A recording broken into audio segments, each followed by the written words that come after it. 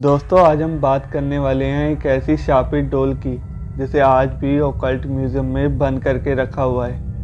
2013 में एक मूवी आई थी जिसका नाम था द कॉन्जरिंग। ये बाकी मूवी से अलग है क्योंकि ये असल घटना पर आधारित है। उस मूवी में सबसे डरावनी थी ये डॉल, पर असल में ये डॉल ऐसी नहीं थी।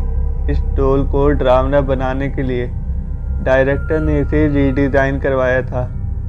फिल्म एनाबेले क्रिएशन में इसके बारे में जो कुछ भी दिखाया गया है वो इस डॉल की सच्ची कहानी से बिल्कुल अलग है।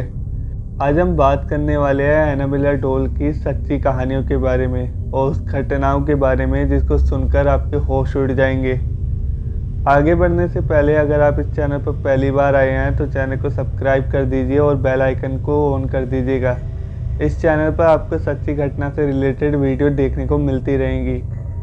अमेरिकन लेखक जॉनी ग्रुएल ने सबसे पहले अपनी एक रचना में इसका जिक्र किया था, लेकिन सच ये है कि बेहद रहस्यमयी ढंग से ये डॉल उनकी ज़िंदगी में आई थी।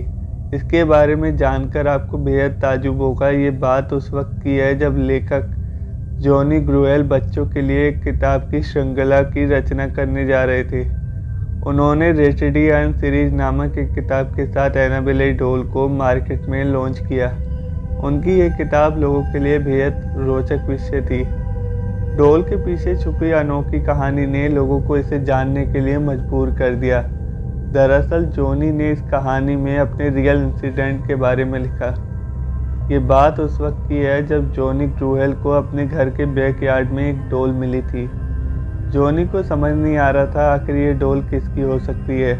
उसे लगा शायद किसी पड़ोसी के बच्चों की हो, लेकिन जब जॉनी ने पड़ोसियों में पूछा तो उन्होंने मना कर दिया। उन्होंने फिर डॉल के बारे में ज़्यादा नहीं सोचा और डॉल को अपनी बेटी मार्सेला को दे दिया।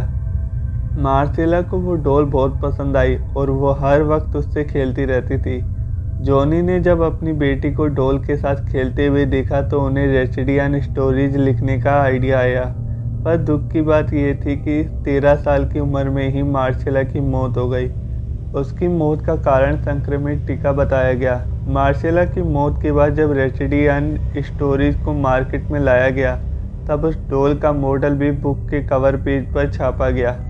ये मार्सेला को श्रद्धांजलि देने के कारण ही लॉन्च किया गया था। पर हैरानी की बात यह थी कि मार्सेला की मौत के बाद असली एनाबेला डॉल जिसे मार्सेला खेला करती थी वो अचानक घर से कहीं गायब हो गई। जिस रहस्यमयी ढंग से ये डॉल उस घर में आई थी ठीक वैसे ही वो वहाँ से लापता हो गई। किसी को नहीं पता कि वह गुड़िया कहाँ गई। जॉनी ने उसके बारे में पता लगाने की काफ़ी कोशिश भी की, लेकिन उसका पता कहीं नहीं चला। लोग उस डॉल को भूल गए थे। कई दशकों तक वो डॉल किसी को नहीं मिली। फिर एक दिन साल 1970 में वो डॉल एक एंटिक शॉप में मिली। एक नर्सिंग स्टूडेंट जिसका नाम था डोना, उसकी माँ ने डोना को ये डॉल गिफ्ट की थी।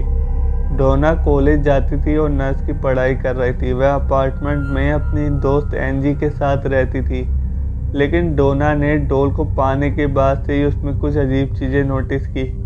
डोना ने देखा कि डॉल अपने आप ही पोजीशन चेंज कर रही थी। कभी कभी डोना डॉल को एक रूम में रख के कहीं बाहर जाती थी तो वापस लौटने पर वह डॉल उसे वहाँ नहीं मिलती थी। डोना उसे बेड पर रख कर जाती और घर आकर सोफे पर पाती। धीरे धीरे ये ज़्यादा डरावना होने लगा। एक दिन जब वह कॉलेज से घर वापस आई तो उसने पेपर पर हेल्प अस लिखा हुआ देखा। जब उसने डॉल को गौर से देखा तो डॉल के ऊपर खून लगा हुआ था। डोना ने पैरानॉर्मल इन्वेस्टिगेटर को बुलाया। उसने डॉल को देखने के बाद बताया कि इसमें मरी हुई लड़की की आत्मा है जिसका नाम एनाबेले हिंगिस था। एनाबेले ने बताया कि वह यहाँ रहती थी जहाँ पर यह अपार्टमेंट बना है जिसमें डोना और एंजी रहती है। जब वह 7 साल की थी तो उसकी मृत्यु हो गई। वह डोना और एंजी के साथ सेफ महसूस करती है। उसने उस इन्वेस्टिगेटर के जरिए डोना और एंजी से पूछा कि वह उनके साथ रह सकती है। वह दोनों नर्स की पढ़ाई कर रही थी। लोगों की भलाई करना उनका काम था। उन्होंने उसे अपने साथ रहने की परमिशन दे दी। डोना और एंजी का एक मेल फ्रेंड जिसका नाम लू था उनके साथ रहने के लिए आया। वह बगल वाले कमरे में रहता था। वह उस डॉल को पसंद नहीं करता था। लू ने कहा ये डॉल खतरनाक है।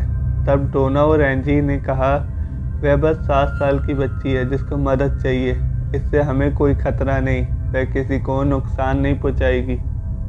एक दिन लू सो रहा था। अचानक आधी रात में उसकी आंख खुल गई। उसने देखा डोल उसकी तरफ आ रही है। वह खुद को हिला नहीं पा रहा था। वह डोल उसके ऊपर चढ़ गई। तभी वह बेहोश हो गया। अगले दिन जब वह उठा तो उसने देखा एनाबेले तो अपने कमरे में है। वह समझ नहीं पा रहा था यह हकीकत है या सपना। एक बार लू और एंजी घर पर अकेले थे। तभी डोना के रूम से आवाज़ आई। उन्हें लगा अपार्टमेंट में कोई चोर घुस आया है। जब उन्होंने रूम में जाकर देखा तो लू को लगा कि उसके पीछे कोई है, पर वहाँ कोई नहीं था। अचानक से लू को उसकी छाती पर दर्द होने लगा। उसने देखा तो उसकी छाती पर निशान बने हुए थे और खून निकल रहा था। उन लोगों ने फादर हैगन को बुलाया, पर फादर हैगन को लगा वह इस काम के लिए सही नहीं है, तो उन्होंने फादर कुक को कांटेक्ट किया, जो इन सब चीज़ों के बारे में सब कुछ जानते थे। फादर कुक ने एड और लॉरेन वॉरेन को बुलाया। इन दोनों को आपने द कॉन्जरिंग मूवी में देखा होगा। उन्होंने डोल को देखने के बाद बताया उसमें एक शैतान की आत्मा है जो बच्ची बनने का नाटक कर रहा है, जिसका मकसद डोना या उसके दोस्तों के शरीर पर कब्जा करना है। फिर डोना ने वो डोल एड और लॉरेन को दे दी। उन्होंने उस कार के पीछे वाली सीट पर रख दिया। उन्हें एक तरह की हिट फील हो रही थी। रास्ते में बार बार गाड़ी की स्टीयरिंग और ब्रेक सही से काम नहीं कर रहे थे और एक बार तो कार एक्सीडेंट होते होते बची। उन्होंने डोल पर होली वाटर डालकर उसको शांत किया। वह उसे शांत करने में सफल हुए और फाइनली उसको अपने साथ ले आए। एक बार फादर जेसन ब्रेडफोर्ड उनके घर आए। उन्होंने डोल को हाथ में लेकर कहा, तुम एक डोल हो, तुम किसी को नुकसान नहीं पहुंचा सकती। एड ने कहा, आपको ऐसा नहीं कहना चाहिए था। ऐसा कहकर आपने उसको गुस्सा दिला दिया। एड ने कहा, गाड़ी सावधानी से चलाइएगा और घर पहुंचकर कॉल करना। कुछ देर बाद एक फ़ोन आता है और फादर बताते हैं, मैं एक एक्सीडेंट में मरते मरते बचा। एड और लॉरेन ने डोल को वुडन केस में रखने का फैसला किया। एक दिन एक विजिटर लड़का जो डोल को देखने आया था, उसने डोल के सामने ही उसका मजाक उड़ा दिया।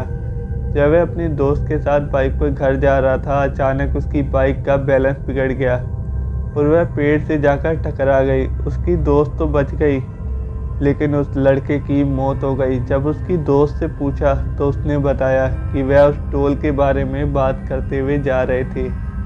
वह उसका मजाक उड़ा रहे थे। तभी अचानक बाइक का कंट्रोल खो गया और पेड़ से जाकर टकरा गई। ये डोल आज भी वुडन केस में रखी है। इसका मतलब ये नहीं है कि वह किसी को नुकसान नहीं पहुंचाएगी। तो दोस्तों, आपको एनाबेला डोल की रियल स्टोरी कैसी लगी, लाइक कमेंट्स करके ज़रूर बताइएगा और अपने दोस्तों को भी शेयर करें। मिलते हैं नेक्स्ट वीडियो में ऐसी ही किसी सच्ची कहानी के साथ।